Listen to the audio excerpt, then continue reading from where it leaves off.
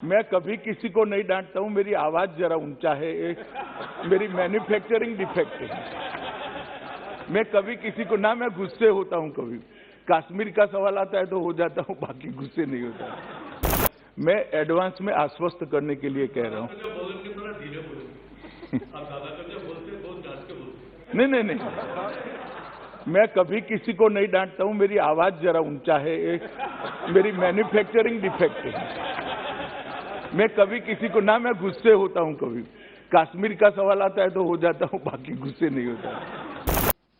मैं प्रस्ताव करता हूं कि दांडिक मामलों में शिनाख्त और अन्वेषण के प्रयोजनों के लिए सिद्ध दोष और अन्य व्यक्तियों का माप लेने के प्राधिकृत करने का अभिलेखों का परीक्षण करने के और उसके संबंध और आनुषिक विषयों का उपबंध करने वाले विधेयक पर विचार किया जाए। माननीय अध्यक्ष जी, आज मैं ये महान सदन के सामने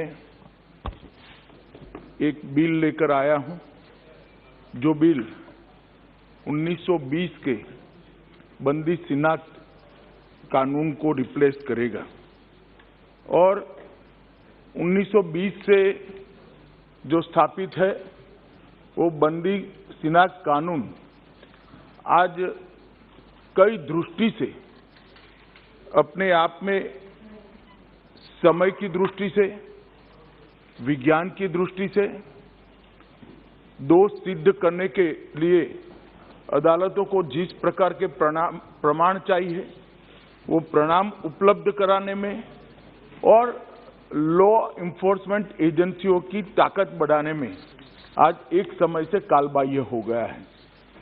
इसको रिप्लेस करके दंड प्रक्रिया शिनाख्त विधेयक 2022 आज मैं जो लेकर आया हूं, उससे ये सारे जो कालबाह्य हुए छिद्र है इसकी न केवल भरपाई होगी और दोष सिद्ध करने के प्रमाण के अंदर बहुत बड़ा इजाफा भी कर पाएंगे। माननीय अध्यक्ष जी, दोष सिद्धि का प्रमाण जब तक नहीं बढ़ता है तब तक देश में कानून और व्यवस्था की परिस्थिति और देश की आंतरिक सुरक्षा दोनों को प्रस्तापित करना, बहाल करना और मजबूत करना एक दृष्टि से संभव ही नहीं है। इसलिए ये विधेयक उचित समय पर लाया गया है। वैसे तो बहुत लेट हो गया है। 1980 में विधि आयोग ने अपनी 87वीं रिपोर्ट के अंदर एक बंदी शिनाख्त अधिनियम 1920 पर पुनः विचार करने का प्रस्ताव भारत सरकार को भेजा था।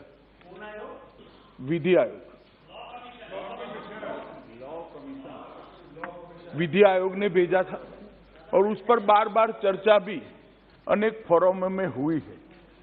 हमने भी सरकार बनने के बाद इस पर राज्यों से भी चर्चा करी है, राज्यों के साथ पत्र व्यवहार भी किया गया है, अनेक प्रकार के इस पर अभिप्राय भी लिए गए हैं और ये सब अभिप्रायों को समाहित करते हुए और दुनिया भर में क्रिमिनल लॉ में दोष सिद्धि के लिए उपयोग में लिए जाने वाले अनेक प्रावधानों का अध्ययन करने के बाद ये विधेयक लेकर मैं यहाँ उपस्थित हुआ हूं।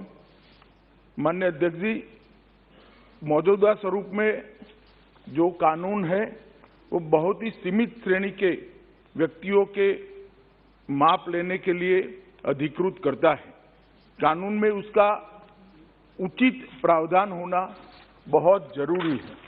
अतः ये विधेयक लेकर मैं आया हूं, परंतु इतना जरूर कहना चाहता हूं, जब इसको पुरस्तापित किया जा रहा था, मेरे साथी मंत्री मिश्रा जी जब इसको लेकर सदन के सामने आया था, तब अनेक आपत्तियां इस पर उठाई गई। अनेक सुप्रीम कोर्ट के जजमेंटों को भी कोट किया गया। उसको व्यक्ति की स्वतंत्रता और ह्यूमन राइट के एंगल से भी काफी सारे सदस्यों ने इस पर चिंता व्यक्त करी है। चिंता उनकी वाजिब है, परंतु इस सब का इसके अंदर उनकी चिंताओं की भी चिंता इसके अंदर कर ली गई है। वो बाद में मैं जब जवाब दूंगा तब बताऊंगा। इसके साथ साथ भारत सरकार मोदी जी के नेतृत्व में एक नया मॉडल प्रिजन एक्ट भी मैन्युअल भी बना रहा है, जो हम राज्यों को यहां से भेजेंगे मॉडल प्रिजन मैन्युअल के नाम से। वो प्रिजन मैन्युअल भेजने के बाद कई सारी चिंता है जो इसके अंदर कवर हो जाएगी। कैदियों के पुनर्वसन के लिए है, फिर से समाज में उनको पुनः प्रस्थापित करने के लिए है, जेल के अधिकारियों के अधिकारों को सीमित करने के लिए है, उनके बीच में अनुशासन कराने के लिए है, अधिकतम सुरक्षा, जेल की सुरक्षा, महिला कैदियों के लिए अलग जेल से लेकर खुली जेल तक की व्यवस्था, ये कई सारी चीजों को ये प्रिजन के जो मॉडल प्रारूप हम यहां से भेजेंगे, वो जेल अधिनियम के अंदर बहुत सारी चीजों को हमने समाहित किया है, इसकी भी मैं जानकारी दूंगा।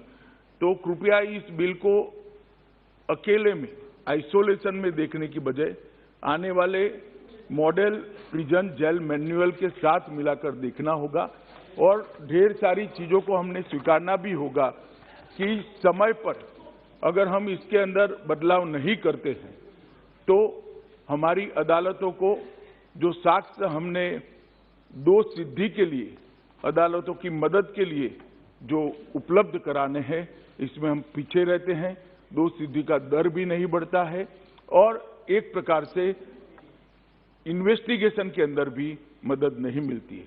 अतः मेरा आप सबसे अनुरोध है कि इस पर सब अपने अपने विचार रखें।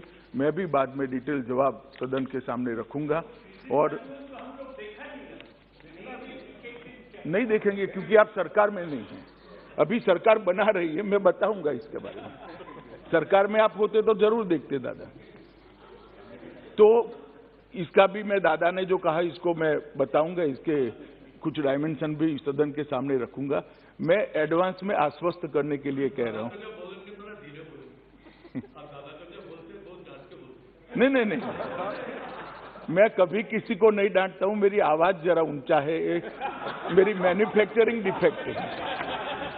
मैं कभी किसी को ना, मैं गुस्से होता हूं, कभी कश्मीर का सवाल आता है तो हो जाता हूं, बाकी गुस्से नहीं होता। तो माननीय अध्यक्ष जी, अतः मेरा सभी सदन के पक्ष विपक्ष सभी सदस्यों से अनुरोध है, इसको एक अलग दृष्टिकोण से देखा जाए। इसके पीछे सरकार की मंशा कानून को और ज्यादा मजबूती के साथ प्रस्तापित करने के अलावा कुछ नहीं है। जो दोषी है इनकी दोष सिद्धि कर उनको समाज के अंदर से अलग कर उनको भी सुधरने की एक मौका देने के अलावा कुछ नहीं है। और आगे पर यहाँ देश के अंदर आंतरिक सुरक्षा और लॉ एंड ऑर्डर मजबूत हो, यही हमारी मंशा है। धन्यवाद।